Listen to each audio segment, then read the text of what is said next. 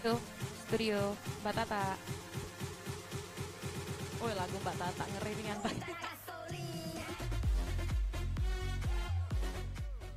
Ya, seperti apa yang sudah saya sampaikan di awal tadi, pendengar, kita akan menyimak dialog luar studio untuk dialog interaktif lintas Palembang pagi di pagi hari ini ya, edisi Selasa 15 Juni 2021. Akan berbincang-bincang mengenai budidaya tanaman porang sebagai tanaman potensi daerah yang menjanjikan, langsung dari ruang terbuka hijau lembaga yang akan dipandu oleh rekan saya, Dela Wawi. Assalamualaikum warahmatullahi wabarakatuh. 92,4 FM Pro 1 RRI Kanal Inspirasi. Kalau biasanya kita di dalam studio, dan hari ini spesial, kita langsung dari Lembaga Ruang Terbuka Hijau. Dan pagi hari ini pendengar, bersama saya Dela Wawi, kita akan berdialog di luar studio mengenai budidaya tanaman porang sebagai tanaman potensi daerah yang tentunya menjanjikan. Di sini kita sudah hadir bersama Kabid Pengelolaan dan Pemasaran Hasil Perkebunan Dinas Perkebunan Sumatera Selatan, ada Pak Rudi Arfian. Selamat pagi Pak Rudi. Selamat pagi, Bu Sehat Dela. Pak Rudi. Alhamdulillah. Baik. Selain Pak Rudi juga di sini sudah ada Ketua Asosiasi Petani Porang Sumatera Selatan, ada Pak Rabik SE. Selamat pagi Pak Rabik. Baik. Sehat Pak Rabik, kabarnya untuk pagi hari ini? Sehat ya Pak ya, baik. Nah ini di selain Pak Rabik juga ada pemerhati lingkungan sekaligus ini pemilik Lembaga Ruang Terbuka Hijau yang sekarang kita datangin. Ada Pak Hedli Ugihan. Selamat pagi Pak Hedli. Selamat pagi, alhamdulillah. Biasa kita via telepon ya Pak ya. Ini hadir langsung tatap muka. Sehat Pak Hedli? Alhamdulillah sehat ya.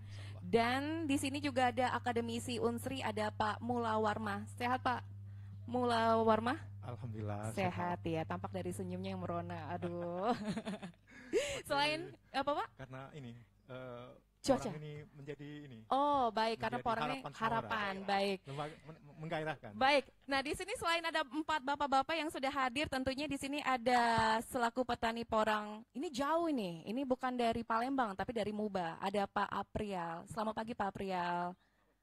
Selamat pagi, sehat kabarnya Pak Aprial? Alhamdulillah sehat, baik. Ini mungkin bisa mic-nya diganti-gantian ya Pak ya. Baik. Nah, pagi hari ini pendengar, kami akan mengajak Anda yang ingin bertanya, mungkin bisa melalui telepon kita di 0812 7248 6254 mengenai budidaya tanaman porang sebagai tanaman potensi daerah yang menjanjikan. Mungkin kita akan ke Pak Rabik dulu ya Pak ya. Sebelum kita ke bapak-bapak yang lain, Pak Rabik, sebenarnya mungkin banyak yang belum tahu nih. Belum tahu apa sih sebenarnya tanaman porang. Bisa dijelaskan terlebih dahulu Pak Rabik. Baik, kalau untuk mengenai penjelasan tanaman porang sendiri, sejenis tanaman umbi-umbian yang secara sederhana mungkin tanaman ini bisa dimanfaatkan untuk tanaman sela di antara tanaman sawit dan karet. Jadi porang ini karena ini juga kita masih baru dalam pengetahuan mengenai porang ini, tapi pada saat kita menanam bersama petani-petani kita, kita berharap bahwa porang ini bisa meningkatkan pertumbuhan ekonomi di masyarakat.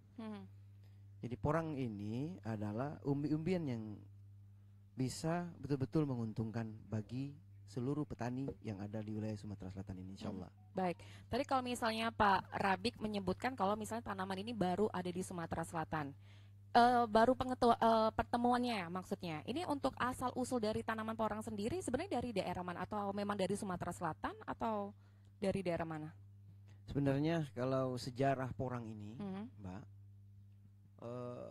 sepengetahuan saya, tapi kalau kita jujur, porang ini hadir ketika perjalanan Nabi Musa dari Mesir mau ke Bukit Tursina. Jadi menurut saya porang ini adalah umbi-umbian yang diberikan oleh Allah untuk seluruh makhluk yang ada di alam semesta ini. Ketika perjalanan itu, pengikut Nabi Musa itu berjumlah kurang lebih 600-an orang. Di perjalanan yang panjang itu ya mengalami kelaparan, kekurangan bahan makanan.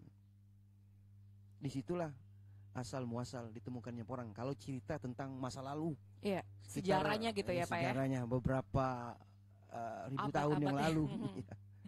Berarti memang sudah ada sejak zaman Nabi gitu. Iya, artinya ini tanaman porang, insya Allah bermanfaat untuk seluruhnya. Dan kenapa kita juga berasumsi kok Jepang? Kenapa ketika Jepang melakukan ekspansi atau keluar dari negaranya pada masa-masanya itu bisa bertahan berbulan-bulan? Ternyata stok makanannya itu adalah ya beras shirataki mungkin, sama mie shirataki. Barang-barang yang diawetkan porang ini ternyata ketika dia menjadi bahan mentah untuk dijadikan bahan jadi, untuk bahan makanan bisa bertahan sampai 1 tahun, 2 tahun, 3 tahun. Baik, kalau ke Pak Rudi selaku Kabid Pengelolaan dan Pemasaran Hasil Perkebunan Dinas Perkebunan Sumatera Selatan, ini untuk perkembangan di Sumatera Selatan sendiri tanaman porang ini seperti apa?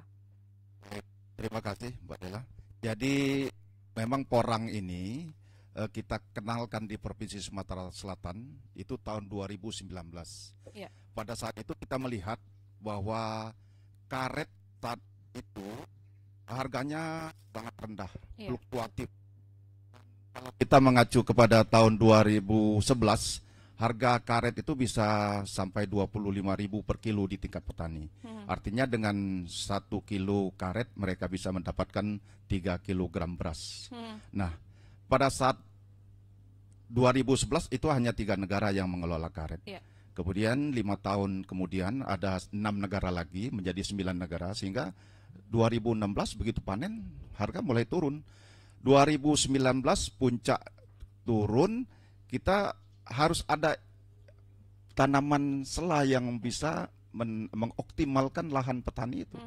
Saya lihat referensi di beberapa tanaman yang bisa menjadi tanaman sela, tanaman porang ini yang sangat potensial. Nah, apalagi kita lihat di Madiun itu yang dibawa oleh Paidi Porang itu sampai viral, sampai di Empat Mata, di Kekendi itu diwawancarai bagaimana satu kampung bisa diumrohkan dengan hasil dari porang ini. Nah, pada saat 2019 itulah kita memperkenalkan porang ini sebagai tanaman sela di perkebunan, khususnya di karet. Dan ternyata di 2020 pada saat COVID ini benar-benar terjadi, harga di tingkat petani 3.000 sampai 4.000 rupiah per kilogram. Nah, hanya saja kendalanya bahwa bibit porang ini pada saat itu harganya 160.000 per kilogram. Nah, saat ini sudah sampai 300.000 pada masa musim tanam. Iya, pada musim tanam itu meningkat 2021 ini sampai 300.000 per kilogram.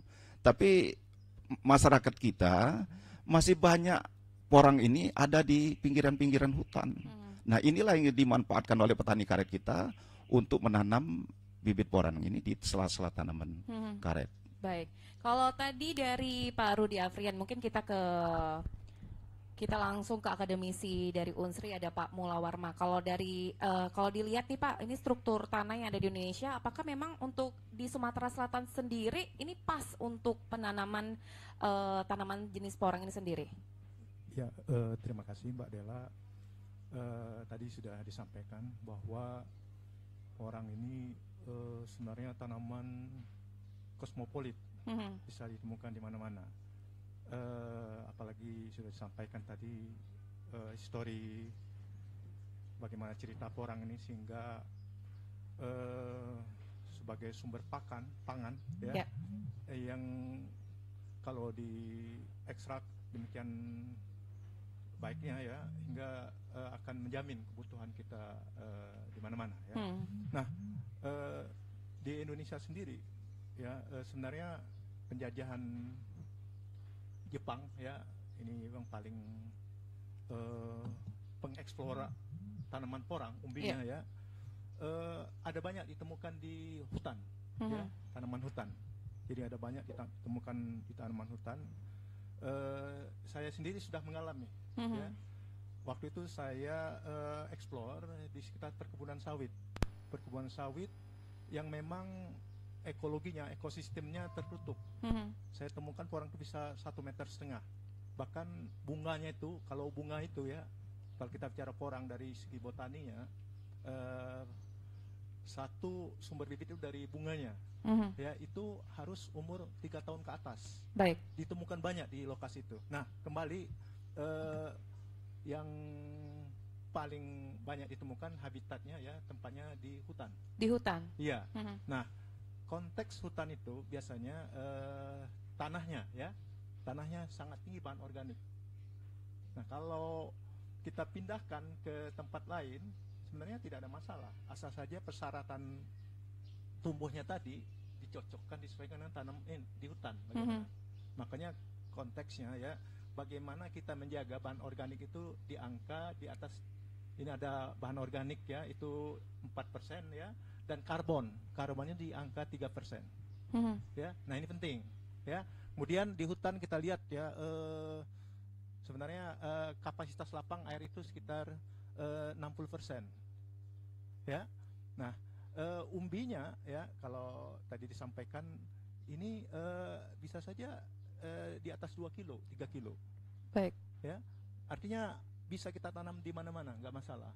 Ya, asal kita mengerti bagaimana ini persyaratan tumbuh tanahnya. Baik. Saya kira itu. Baik. Menjadi catatan penting. Baik Pak Mulawarma. Dan ini buat Anda yang ingin bertanya-tanya mengenai tanaman porang, bisa langsung bergabung bersama kami di 0812 7248 6254, atau juga Anda dapat menyaksikan langsung di YouTube channel kita di RRI Palembang. Kita ke Pak Hadli Ugihan selaku pemerhati lingkungan nih Pak. Ini pendapat Bapak tentang tanaman porang ini seperti apa Pak? Baik, terima kasih Mbak Adela.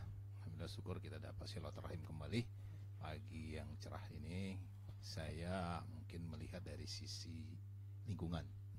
Artinya kalau kawan-kawan mungkin melihat bagaimana nilai ekonominya, aspek ekonomi, tapi saya melihat dari aspek lingkungan. Kalau dari sisi lingkungan tentu artinya sebenarnya secara singkat bahwa apapun itu tanaman, bila ditanam, dirawat sedemikian rupa maka dia fungsi lingkungan akan berperan. Yang saya katakan fungsi lingkungan artinya kalau porang itu ditanam, maka dia akan katakanlah di lahan tersebut menjadi lahan tidak terbuka, tidak lagi kritis, menjadi lahan yang diolah, dan juga akan potensi erosi akan berkurang. Saya beberapa kesempatan pernah mampir di secara sepintas dulu, rasanya pernah ketemu di lapangan dengan beliau ini di Musi Banyu Asin ya. Itu memang artinya tanah itu diolah sedemikian rupa. Kalau saya lihat ya, kalau ada air di situ ya tidak akan ada ya air yang mengalir ke kanan kiri, dia akan tertahan di situ. Maka saya akan melihat ini adalah aspek lingkungan, maka dia menahan erosi tentunya, artinya menyimpan air. Itu yang pertama. Yang kedua ya namanya tumbuh-tumbuhan, itu artinya harapan kita dimanapun lahan, tadi beliau sudah dari aspek ilmiah akademiknya itu bisa ditanam di manapun, artinya dengan pengolahan yang tidak terlalu tinggi ilmunya ya, teknologinya, maka artinya dimanapun lahan artinya bisa kita manfaatkan dalam pemahaman aspek lingkungannya, bahwa lahan itu benar-benar dimanfaatkan secara optimal. Apabila lahan itu dioptimalkan, tentu artinya ruang-ruang yang hijau itu akan semakin banyak, ruang-ruang yang akan menangkap CO2 misalnya kalau kita bicara aspek pemanasan global akan semakin banyak. Tentu artinya harapan kita ke depan ya, kalau aspek ekonominya betul-betul menjanjikan kata Pak Rudi tadi, tentu artinya masyarakat akan condong ke sana. Artinya kan masyarakat ini kan dilihat aspek harganya dulu kan, nilai ekonominya dulu kan, maka tentu artinya dari aspek lingkungannya nanti akan dengan sendirinya juga akan mengambil peran bahwa konservasi lingkungan, daya serap CO2 dalam rangka pemanasan global, mengatasi pemanasan global, bisa kita peran daripada tanaman porang itu sendiri. Saya kira itu untuk sementara. Baik, kita kembali lagi ke Pak Rudi. Pak Rudi, ini untuk tanaman porang sendiri, cara pengelolaan dan pemasarannya ini seperti apa? Jadi kalau kita menanam porang ini pada saat musim hujan, kemudian dipanen pada saat musim kemarau. Jadi sekitar membutuhkan 6-7 bulan. Kalau petani menanam bibit porang ini dari katak itu misalnya ada 1000 batang, panen perdana pada saat musim tanam pertama itu bisa menjadi 3000 batang. Karena kataknya itu satu batang tanaman ini minimal ada 3 katak yang akan bibit baru yang akan bisa diolah kembali. Nah, itu keuntungan yang pertama. Kemudian pada musim tanam kedua, ini umbinya ini sudah bisa mencapai 1 kilo. Nah, kalau 1 kilo artinya kalau dia 1000 batang, berarti kalau kalikan 1 kilo sudah 1 ton. Itu pada musim tanam. Kemudian kataknya juga masih dipanen lagi nanti. Dia karena pada masa musim kemarau dia akan dorman dan pada musim hujan dia hidup kembali. Jadi dibiarkan saja. Nah, perawatannya juga tidak terlalu sukar. Untuk pemasaran cukup banyak. Sekarang ini ada 22 negara yang membutuhkan porang dari Indonesia. Makanya porang ini menjadi skala prioritas nasional. Porang dan sarang burung walet. Nah, ada 22 negara yang membutuhkan porang dari Indonesia ini. Porang Indonesia ini berbeda dengan porang dari negara-negara lain karena kandungan glukomanan yang ada di porang di Indonesia ini lebih banyak dibandingkan dengan porang yang ada di luar Indonesia. Ini untuk kelebihannya sendiri dari porang yang di luar Indonesia itu seperti apa? Ya, jadi porang itu yang diambil itu glukomanannya itu tepung. Nah, yang bisa dibuat tepung ini bisa buat pengganti bahan beras, pengganti beras. Kemudian juga bisa buat mie. Ini yang tepungnya. Kemudian ada asam oksalat yang bikin gatal gitu. Ini kalau dipisahkan antara glukomanan dan asam oksalat. Oksalat ini bisa dibuat untuk industri lem. Nah, artinya banyak manfaat dari porang ini untuk industri, untuk kosmetik, untuk diet. Iya, baik. Mungkin kita ke ini sudah hadir juga di sini ada Pak Aprial ya, mungkin bisa berbagi deh. Baik, sebelum ke Pak Aprial kita terima telepon dulu yang sudah bergabung untuk pagi hari ini di 0812 7248 6258. Selamat pagi. Selamat pagi. Dengan siapa di mana nih, Bu? Iya, saya sama Ibu Doli. Ibu Doli di? Kebenaran di Indralaya. Di Indralaya. Silakan Bu Doli. Iya. Ini Pak, sepertinya seperti yang dipaparkan tadi kan mengenai tanaman porang itu sangat menarik sekali ya Pak ya. Sepertinya menguntungkan bagi petani. Nah, itu untuk pengelolaan porang itu sendiri, untuk tingkat kesulitannya seperti apa, kemudian untuk bibit-bibitnya seperti apa, nanti para petani mengambil bibit itu. Kemudian Pak, seperti kita ketahui kan, bahwa di Sumatera Selatan ini kan terkenal dengan lumbung padi, Pak ya.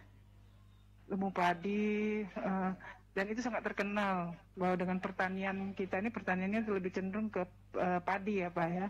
Nah itu nanti kalau para petani mengambil alih atau mungkin banting setir dengan porang itu bagaimana nanti dengan slogan kita yang lumbung pangan, lumbung padi seperti ini Pak.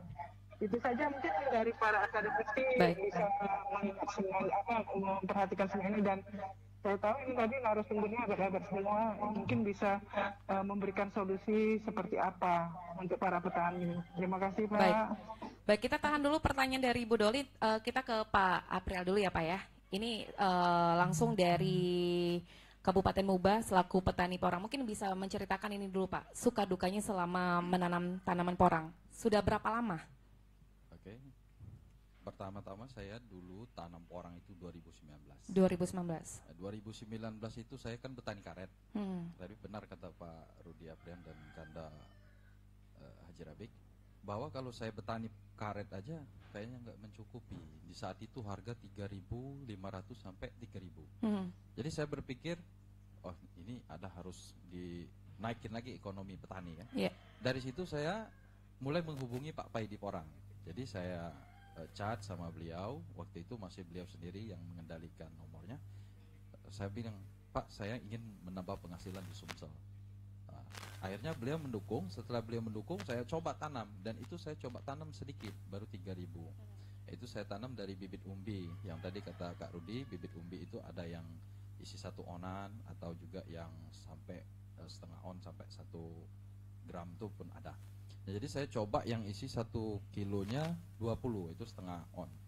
Saya tanam selama 7 bulan, itu panen. Saya banyak mengalami suka duka. Yang pertama suka dukanya, saya akan dibully oleh orang-orang bahwa ini tidak ada nilai ekonomisnya. Tapi saya dengan kegigihan saya, Sumsel pasti bisa menghasilkan ini menjadi duit. Nah, setelah itu saya tanam, benar-benar menghasilkan. Lalu pas dia hidup kan, itu ada buah katak. Nah itu saya mengalami buah katak saya dicolong orang. Saya diam aja gitu kan. Terus ada lagi orang bilang, ini kamu nanam ini bodoh, ini saya diam aja. Setelah saya panen, nah itu mati dulu pohonnya. Setelah itu mati, mulailah ada orang nanya lagi, tuh kan gagal tanaman kamu. Di situ hati saya ada kebanggaan tersendiri. Orang tidak tahu di dalam itu ada emas yang tersembunyi. Nah, setelah saya panen, saya bongkar, dapatlah kurang lebih 3,5 ton. Waktu itu masih harga 8.000. Dan itu teman saya dari Jawa sendiri beli karena beliau ngambil hasil panen dari Jambi. Nah, setelah saya panen itu, datanglah tokoh-tokoh masyarakat yang lain, termasuk bos saya, Pak Jerabik, itu mendukung. Ini bisa meningkatkan penghasilan petani Sumsel. Nah, di situ saya merasa bahwa tadi yang saya dibilang orang ini tidak menghasilkan uang, disinilah saya bisa membangkitkan ekonomi teman-teman di Sumsel. Nah, tadi karena Pak Mularman juga udah cerita bahwa porang ini di Sumsel bukanlah tanaman biasa yang lumrah. Memang itu sudah ada pada penjajahan Jepang. Sudah lama gitu ya, Pak? Lama. Baik, Pak Aprial, kalau misalnya dari tanaman karet ke tanaman porang, ini untuk modalnya sendiri apakah berbeda dari tanaman karet ke tanaman porang? Ya. Kalau untuk modal relatif lebih mahal ya, karena lebih mahal ke porang. Ya, porang. Karena kalau pengelolaan lahan, karena saya sedikit kemarin 3.000 saya cangkul sendiri. Nah, saya cangkul sendiri jadi lebih murah. Nah, untuk bibit umbi itu saya beli waktu itu sudah harga 120.000 per kilonya. Dan itu cuman ada isi 30 sampai 20 biji. Nah, itulah yang saya ini. Tapi untuk hasil Mbak, alhamdulillah selama 7 bulan itu memang meningkatkan, sangat meningkat. Baik, kita ke ke penelpon dulu yang sudah bergabung untuk pagi hari ini. Tadi pertanyaan Bu Doli di Indralaya juga belum kita jawab, dan silakan yang ingin bergabung di 0812 7248 6254. Halo, selamat pagi. Halo, selamat pagi. Pagi, dengan siapa di mana nih, Pak? Pak Rojak di Banyuasin. Pak Rojak di Banyuasin. Silakan Pak Rojak, ingin bertanya dengan siapa? Iya, bertanya dengan narasumber kita pada pagi hari ini. Dengar-dengar itu ada informasi tentang tanaman porang ya. Iya. Saya pernah mendengar atau membaca di internet loh, katanya menjanjikan untuk tanaman porang dan untuk tanaman sela, tanaman yang di tengah-tengah tanaman besar seperti sawit atau karet. Nah, saya ini punya karet, Mbak. Tanamannya kurang menjanjikan untuk sekarang karena harga karet sendiri belum stabil.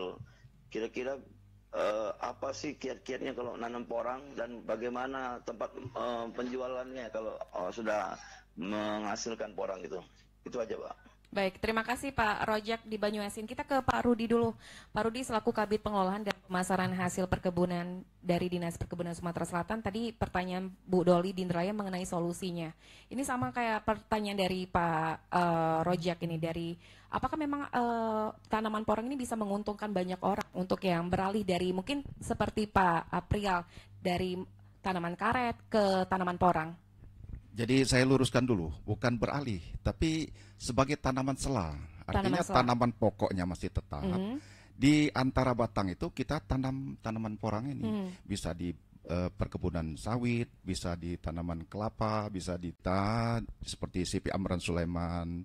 Cuman umbinya bisa. Kemudian ada juga Pak Haji Rabik ini baru kita launching kemarin. Asosiasi Petani Porang Sumatera Selatan. Mereka juga siap untuk, Pak April siap untuk membantu bibit maupun menampung umbi yang akan dijual masyarakat.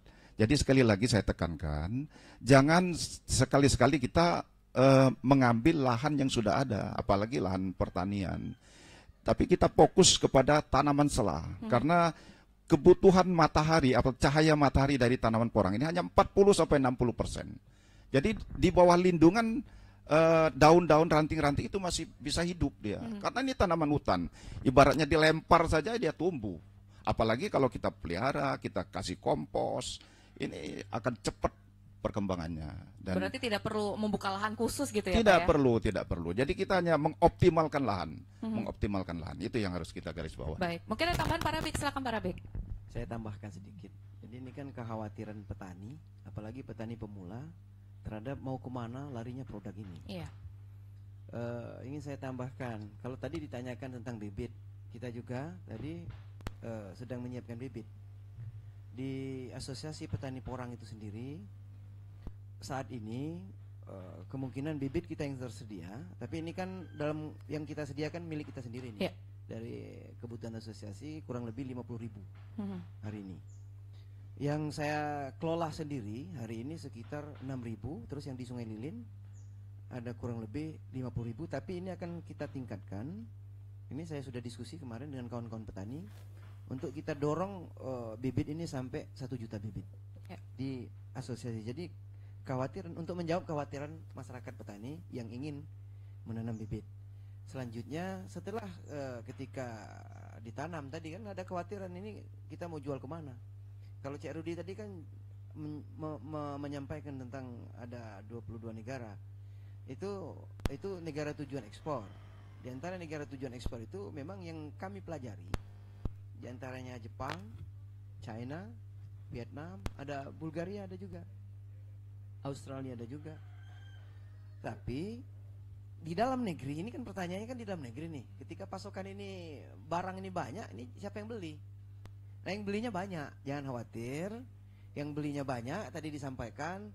Asosiasi Petani Porang juga sedang menggarap, lagi menggarap kita ini, lagi menggarap membuat gagasan lah ini. Insya Allah mudah-mudahan tahun depan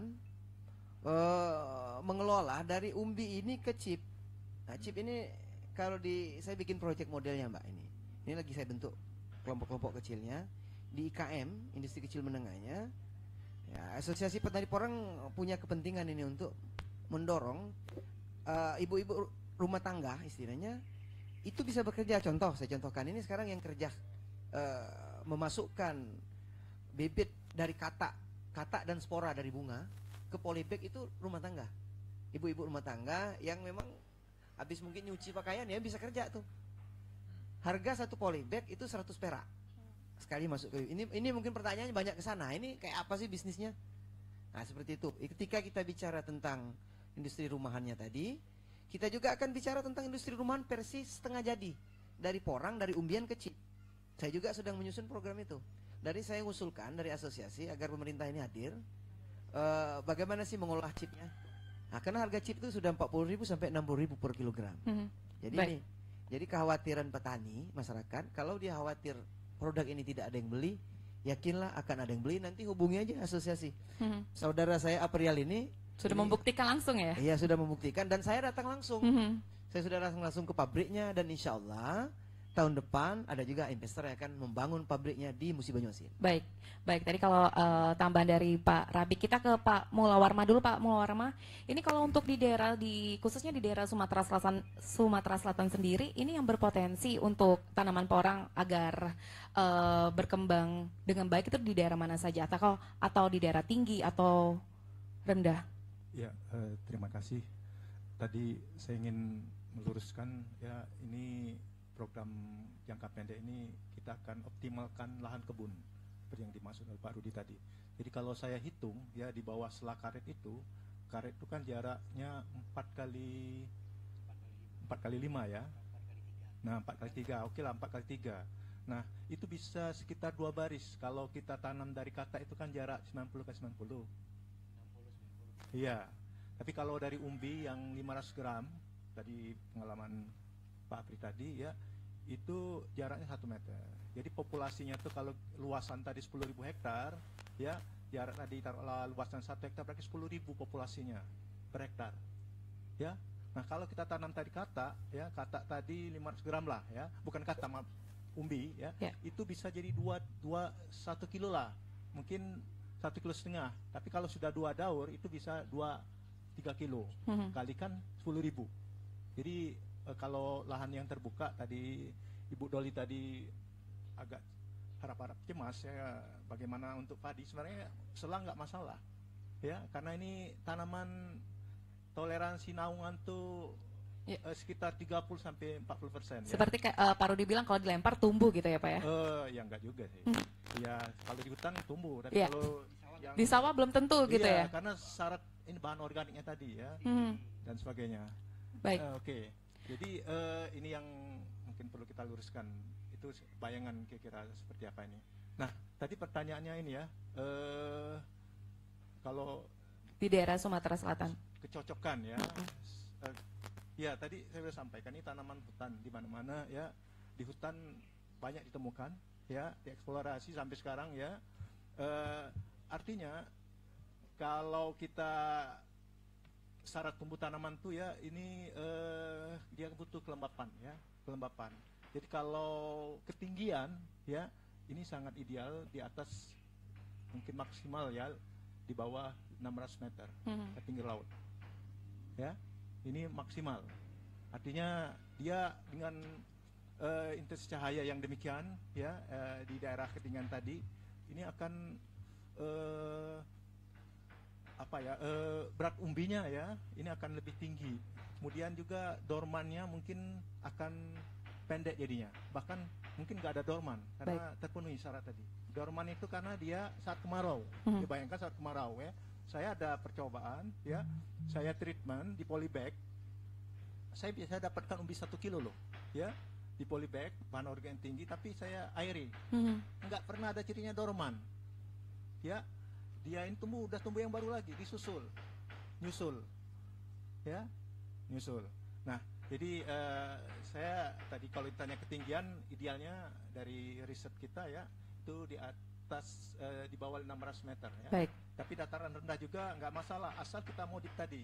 Makanya ini karena tanaman yang yang toleransi naungannya demikian disyaratkan ya, bisa juga di lapangan. Makanya perlu kita supaya optimal tanam yang punya nitrogen tinggi seperti kelompok tanaman petai, gamal ya. Baik. Hingga naungan itu bisa mendekati yang 30%. Baik, Pak Mullah Warman. Ya. Nanti kita bakal lanjut lagi pendengar yang sekarang masih bergabung di 92,4 FM RRI Pro 1 kanal Inspirasi, atau juga yang sedang menyaksikan di YouTube channel kita di RRI Palembang. Kita dengarkan yang mau lewat satu ini dulu.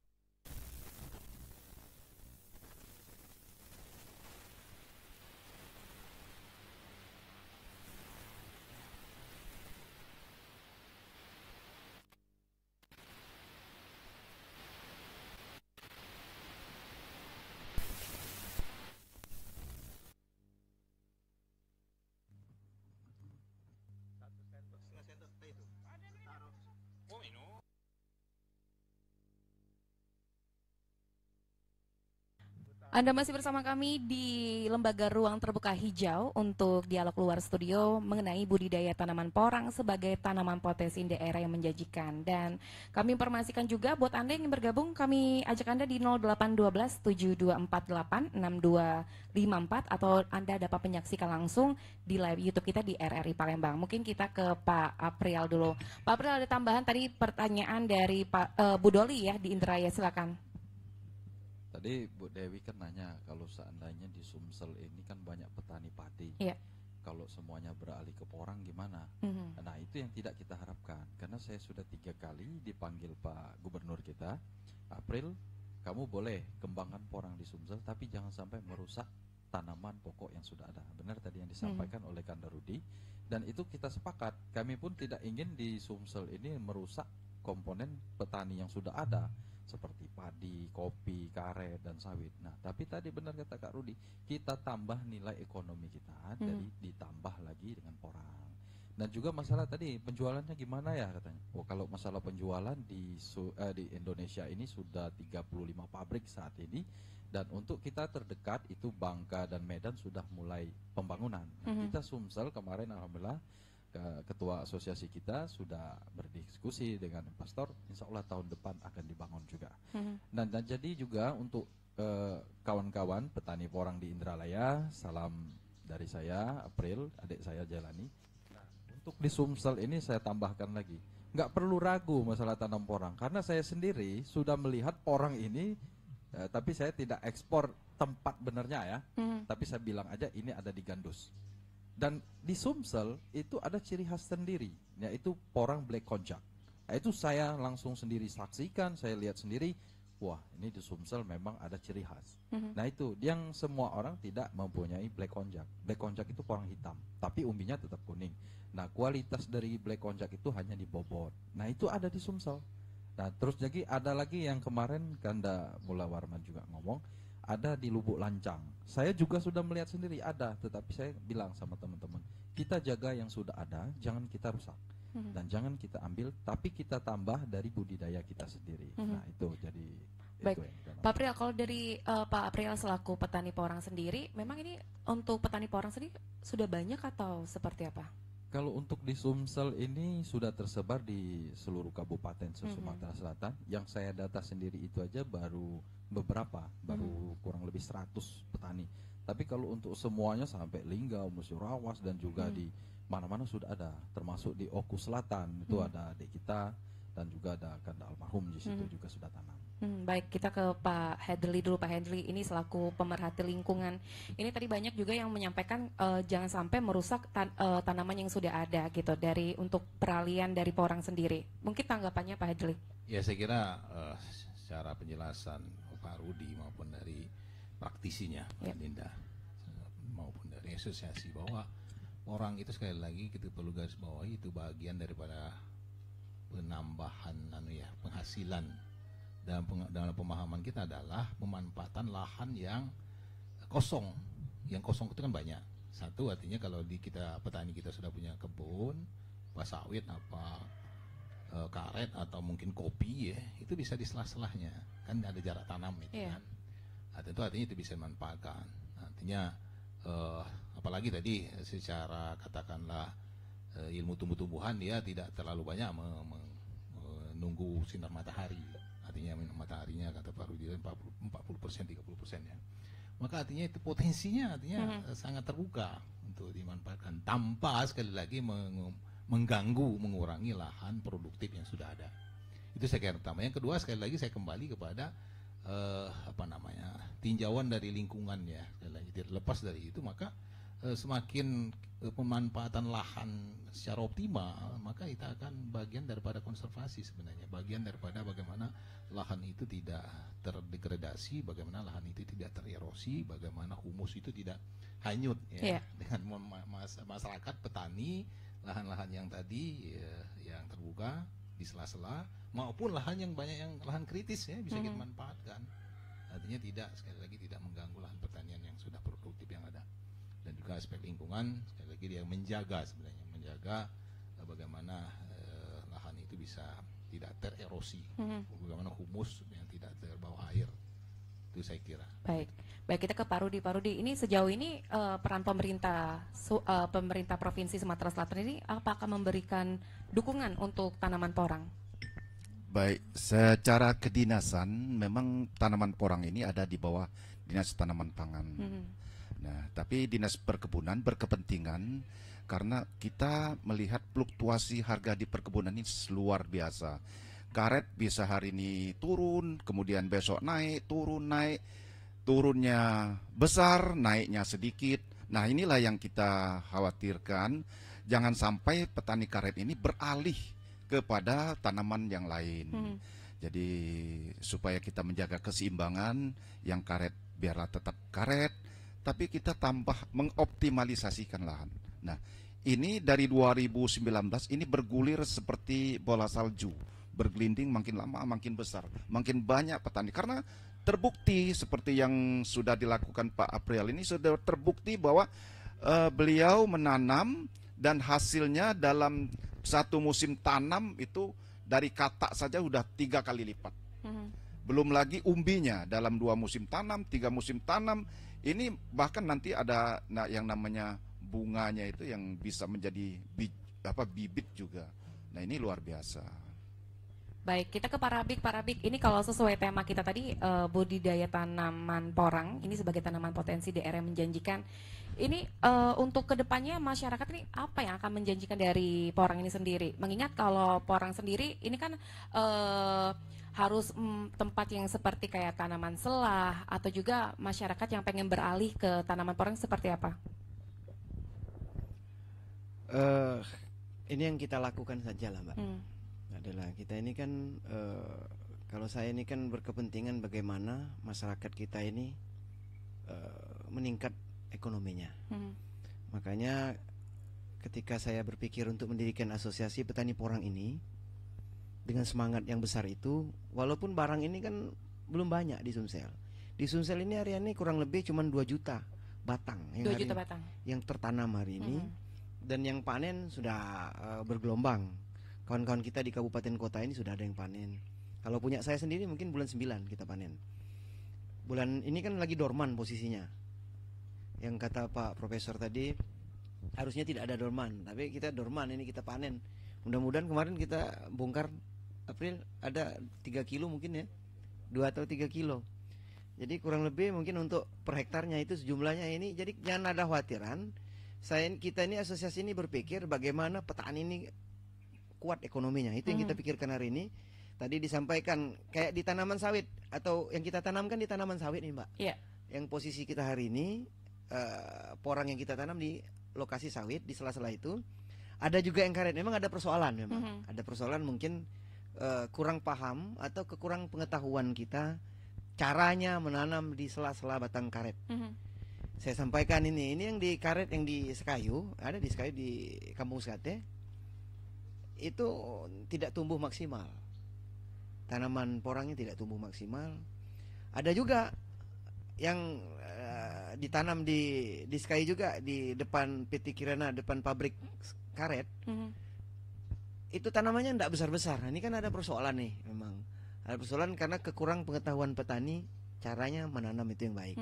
Tapi intinya asosiasi ini menginginkan bagaimana tanaman porang ini di dalam keadaan yang luar biasa ekonomi kita hari ini loh, Mbak. Kita ini kan kondisi ekonomi kita ini, porang ini bergerak autopilot kalau saya sampaikan. Kehadiran pemerintah itu belum maksimal memberikan kontribusinya untuk petani porang.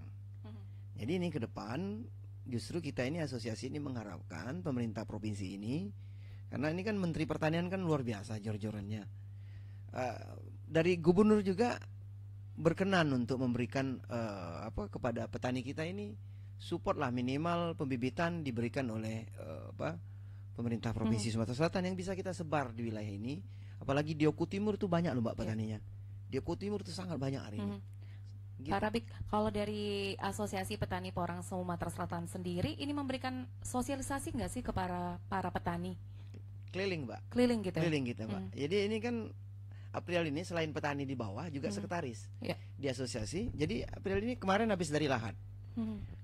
Terus keliling Sumsel, kita coba komunikasikan dan meyakinkan petani bahwa tanaman porang ini memang bagus untuk menopang ekonomi keluarga hari ini. Sangat bagus, walaupun ditanam hanya nggak banyak, Mbak Dela. Jadi kita nanam misalnya di pekarangan rumah aja lah, kayak Pak Aden kan. Pak Aden ini bisa tanam 1000 batang, ini bisa nih masuk 1000 sampai 2000 di sela-sela ini. Jadi 1000 ini kan kalau kita kalikan aja 3 kilo itu sangat menguntungkan loh, Mbak. Sementara waktu tanam cuma 8 bulan kalau kita nanam dari umbi. Kalau kita tanam dari spora, apalagi ini nih asik nih. masih bikin polybag bisa sampai 10.000 nih di lokasinya Pak Aden. Jadi ini bisa jadi pembibitan atau bisa Pak Aden mau ke umbi untuk bisa dijual ke budidaya atau langsung jadi porang untuk jadikan glukomanan tadi. Baik, kalau misalnya kita bertanya tentang modalnya sendiri nih berapa yang diperlukan? Kalau untuk spora modalnya murah Mbak. Berapa itu Pak? Modalnya murah, nggak mahal. Kayak Pak Aden mahal ini. Enggak, kalau untuk 1.000 batang itu murah, nggak berapa mahal. ya Pak ya? Ya kalau 1.000 kan cuma 1 juta modalnya. 1 juta. 1.000 kali 1.000. 1.000 itu anggaplah 1 juta itu kurang lebih kita bisa tanam mungkin 1 kilo lah, 1.000 lah mungkin. Baik. Lebih. Nah kalau keuntungan dari 1.000 itu berapa nih Pak? Jadi kita cerita dulu, ini kan nanamnya sporan dari bunga loh Mbak. Iya baik Pak. Jadi 1 kilo itu anggaplah 1 juta harganya. Dari 1 juta, spora itu kan cepat loh Mbak tumbuhnya. Saya nanam spora di rumah aja udah tumbuh, udah tunduk tunasnya sekarang. Cepat, dalam 2 bulan spora itu sudah jadi umbi yang beratnya nggak sampai 1 kilo, 0,8. Yang kita tanam di Sungai Lilin. Ada juga yang di blok yang berbeda. Artinya kalau kita tanam spora saja, kita beli 1.000 batang dengan modal 1 juta itu bisa menghasilkan 10 juta. Bisa menghasilkan 10 juta. Paling dikit 1.000 itu udah dapat sekitar 5 atau 6 juta. Sekali panen. Paling kecil itu. Baik, kita cut dulu Pak. Kita terima telepon dulu yang ingin bergabung. Silakan pendengar di 0812 7248 6254. Halo, selamat pagi. Selamat pagi. Dengan siapa di mana nih Bu? Ibu Nita. Ibu Dita di Kenton. Di Kenton. Silakan Bu Dita. Iya, selamat pagi Bapak-bapak. Aduh, sangat menarik sekali nih Pak ya pembicaraan kita pagi ini tentang tanaman porang ya Pak. Iya, silakan. Baik. Begini Pak, kalau untuk peningkatan ekonomi nih Pak ya, tanaman porang ini kan sepertinya menjanjikan. Tapi yang ingin saya tanyakan di sini Pak, untuk petani yang sudah sukses ini, untuk tanaman porang ini sudah ada belum Pak? Itu aja Pak, terima kasih. Assalamualaikum.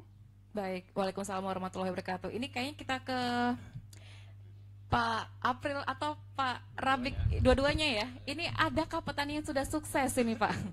Jadi kalau tadi kan dijelaskan oleh Pak April tuh, kalau sering nonton apa tadi di TV itu ada Paidi Porang, wah itu yang disebut lagi, dari pemulung menjadi milioner. Wow, luar biasa ya Pak ya.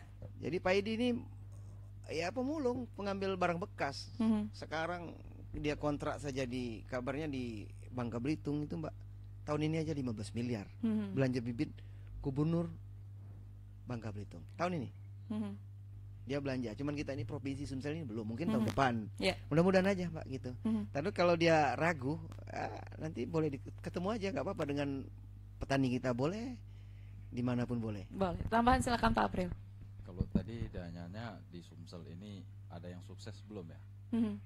Kalau sukses itu menurut saya itu jangkauannya luas ya. Bukan sukses berarti duit aja, bukan.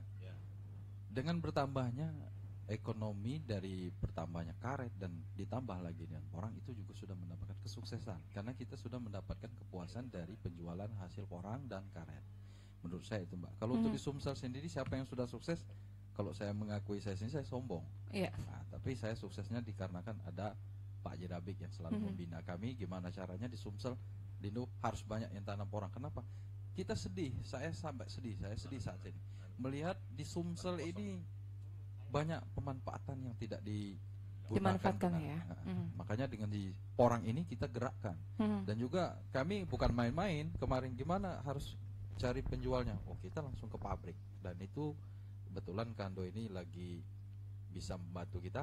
Diajaklah ke Mojokerto, kita ke pabrik langsung. Kita lihat sendiri di sana gedungnya, pabriknya. Maka beliau minta kepada kita, bisa nggak 300 ton per bulan. Baik. Baik, kalau ke Pak Rabik ini kan kita kembali lagi di tengah pandemi COVID-19. Ini untuk para petani porang sendiri berdampak tidak? Alhamdulillah. Kalau yang sudah ini kan sebenarnya Mbak yang tanam 2019 itu sudah mendapatkan hasil. Petani kita ini dari penjualan kata. Jadi kata ini sudah datangkan uang. Yang kata Cik Rudi tadi, kata itu ada 3. Minimal 3 lah, kecil. Itu dikit sekali itu 3. Punya saya itu 23 Mbak. Banyak katanya ya? 1 batang. Bayangkan saja 20.000 batang kalikan Pak, ada yang 23. Pak Rabik, sebelumnya bisa dijelaskan katak itu apa? Mungkin masyarakat yang lagi dengar katak itu apa ini? Katak itu kayak ini loh Mbak, apa yang tumbuh di daun. Jadi tuh dia sejenis tunas ya Pak ya? Iya, jadi kayak umbi-umbian. Nah, Cero dia mungkin lebih paham. Saya ini kan tapi beda-beda Pak. Kalau spora itu dari bunganya aja, spora tumbuh spora aja. Kalau kata dari daun. Kata itu tumbuhnya di antara daun itu. Baik. Silakan lanjutkan lagi Pak tadi Pak. Jadi kata ini misalnya jumlahnya 23. Ini mungkin ini yang menarik bagi petani nih. Yeah. 23 itu dipindahkan habis dipanen, tapi nunggu panennya nunggu dorman dulu, nunggu dia batangnya hancur, mati. Batangnya layu itu baru panen. Baru panen kata, baru katanya diambil.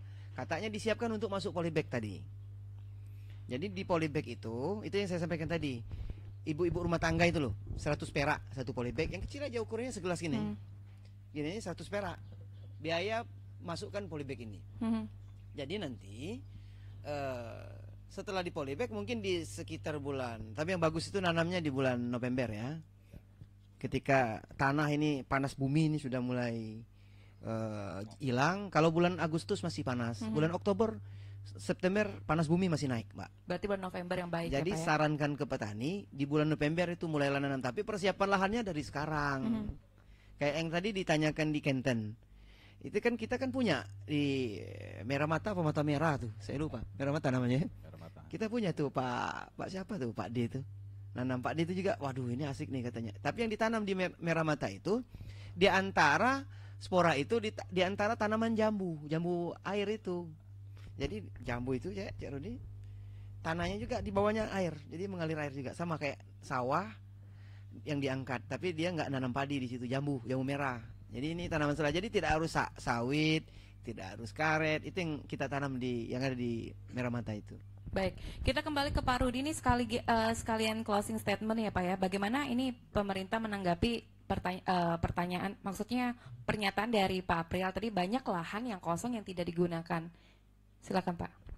Baik, jadi memang porang ini memang sudah sama-sama kita ketahui sangat menjanjikan, apalagi sampai presiden sendiri ini memfokuskan bahwa ini adalah tanaman yang super prioritas negara, super prioritas. Jadi 2021, 2022 ini menjadi super prioritas negara. Nah, tentunya menanggap ini kita para petani yang manfaatkanlah lahan-lahan yang kosong kemudian sebagai tanaman selah, dan kita juga saat ini berupaya bagaimana nanti Dirjen Bun bisa membantu, tidak hanya membantu dengan pembeku asap cair, tidak hanya membantu dengan bangunan, tetapi bantulah ibarat kita ngasih ikan itu kasihlah umpannya. Jadi kasihlah mereka itu bibit untuk tanaman porang ini di sela-sela tanaman perkebunan. Ini sangat-sangat bermanfaat. Baik, terima kasih Pak Rudi. Mungkin kita ke Pak Rabik sekaligus closing statement ini, himbauan untuk kepada masyarakat mungkin yang pengen mencoba untuk menjadi petani tanaman porang. Bagi masyarakat yang ingin, jangan mencoba lah Mbak. Mencoba itu tidak mengasihkan. Tanam aja karena itu menguntungkan. Jadi masyarakat yang ingin menanam porang, nanti kan kita ini lagi konsentrasi Asosiasi Petani Porang ini untuk mengumpulkan, membuat 1 juta bibit untuk 2021 ini. Untuk persiapan 1 juta bibit lagi dikerjakan persiapan lahannya. Jadi bagi masyarakat yang ingin menanam porang ya silakan menghubungi Asosiasi Petani Porang. Di alamatnya sih sebenarnya di Palembang itu masih di Disbun Sumsel aja lah boleh, atau kalau mau menghubungi kita langsung boleh, atau menghubungi Pak April boleh, nomor Pak April nanti boleh diminta. Media sosial mungkin Pak? Boleh, di medsos juga boleh. Tapi ini kan banyak yang menipu nih Mbak, hati-hati nih, hati-hati nih, karena saya ini juga pernah juga kena tipu. Iya, jadi kan kalau boleh jujur bukan karena kebodohan kita ini kan kekurangan pengetahuan.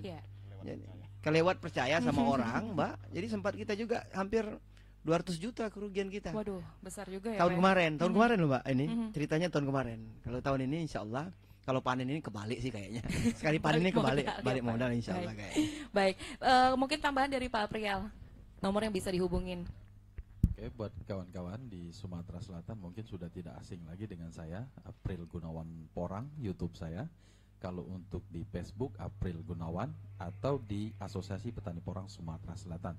Nah, untuk nomor saya di 0822 8236 5507. Nah, itu bisa dihubungi. Boleh saya tambahkan sedikit? Boleh, silakan. Tadi mengenai kata ya, karena di kata tadi itu adalah buah cabang. Buah cabang itu yang berbentuk bintil atau bubil. Nah, itulah yang kita ambil menjadi bibit. Nah, di kata itu juga mengandung glukomanan, cuman tidak terlalu tinggi seperti umbi. Nah, nanti juga dijelaskan sama Pak Profesor tadi, glukomanan itu Mbak, jangan cuman kita tanya porang ini untuk apa-apa. Nah, jadi glukomanan itu sangat penting untuk kesehatan tubuh. Kalau beras yang kita makan itu glukosa yang dikandung dan karbonhidrat. Nah, kalau di porang tidak, dia mengandung glukomanan yang zat baik untuk tubuh. Jadi kalau Mbak makan porang itu mau sebanyak apapun sehari nggak akan gemuk, malah sehat. Nah, lebih menyehatkan gitu ya Pak ya. Mungkin itu aja yang bisa saya tambahkan. Baik, kita ke Pak Hedli Ugihan. Pak Hedli, ini kalau tadi sudah mendengarkan ya Pak ya, banyak sekali ini manfaat yang baik untuk dari tanaman porang sendiri. Ini habis oleh burung ini. Nah, itu artinya artinya sekali lagi nilai ekonomis bisa digandingkan dengan fungsi pelestarian lingkungan. Artinya apapun yang kita lakukan tentu artinya muaranya artinya akan terselip bagaimana kita mencintai dan melestarikan lingkungan. Itu saya kira artinya saya juga akan tadi kalau Pak Rabib ngomong jangan tidak mencoba, yang nanti kita akan manfaatkan Pak tanaman di belakang ini. Nanti kita cari apakah bibitnya dari Pak Rabib sendiri atau apa. Kan masih cukup Pak, setelah itu masih banyak yang bisa diselipkan. Itu artinya bagian daripada sekali lagi mencintai lingkungan, karena lingkungan itu bagian daripada kehidupan kita. Baik. Ini kan saya kira. Baik, terima kasih Pak Hedli. Kita terakhir ke Pak Mulawarma, silakan Pak. Ya, terima kasih. Jadi mungkin pertama saya akan luruskan bahwa tanaman ini adalah tanaman umbian, itu sejenis tanaman ini ya, Oncophilus ya. Jadi tanaman bunga bangkai ya. Nah, ini ada 4 ya, porang sendiri yang di kita, maksudnya tumbuh di Indonesia banyak temukan. Kemudian ada namanya Ilex putih, porang putih itu di Cina ya, di Korea ada juga, tapi ya. Nah, ada lagi namanya suwek ya, ada nama satu lagi walu. Nah, ini sama, hanya saja kandungan glukomanannya yang tadi yang disampaikan orang tadi. Jadi Oncophilus oncophilus ya. Nah, kandungan glukomanannya itu bisa 60%, kalau yang lain di bawah. Makanya nanti kalau ibu-ibu menanam ya, kok saya udah nanam tapi nggak laku atau murah. Makanya bagi pemula mulai dari tanam kata dulu, atau konsultasi dengan asosiasi ya. Jadi beli bibitnya jelas. Dan tadi saya coba observasi penanya kayaknya sedikit dari ini menginginkan itu tanaman sela. Lebih banyak orang-orang pemain baru ya, punya lahan tadi disampaikan oleh Pak Ari tadi ya, terbuka atau sekitarnya. Saya kira bisa, tidak ada masalah ya, bisa ditanam. Saya sendiri menanam di polybag yang 3 kilo ya. Saya tunggu kapan dormannya, dia tumbuh lalu udah mencapai ketinggian sekitar 1 meter, daunnya udah besar, katanya sekitar 6 ya, dia mati, udah tumbuh yang baru, begitu terus ya, nggak dorman-dorman. Saya bingung juga kenapa, tapi bahan organik saya itu 20%. Baik, terima kasih Pak Mulawarma atas waktunya untuk bersama Prosata RRI Palembang. Terima kasih Bapak-Bapak. Bersama Pak Rudi Afrian, Kabid Pengelolaan dan Pemasaran Hasil Perkebunan Dinas Perkebunan Sumatera Selatan, juga ada Pak Rabik SE, Ketua Asosiasi Petani Porang Sumatera Selatan, Pak Hedli Ugihan, Pemerhati Lingkungan, ada Bapak Mulawarma, Akademisi Unsri, dan ada Pak Aprial selaku petani porang Kabupaten Moba dan sekaligus Sekretaris Asosiasi Porang Sumatera Selatan. Dan berakhirnya dialog hari ini, maka berakhir juga untuk dialog luar studio mengenai budidaya tanaman porang sebagai tanaman potensi daerah yang menjanjikan langsung dari Lembaga Ruang Terbuka Hijau. Saya Dela Wawi undur diri dan kita kembali ke studio. Sampai jumpa.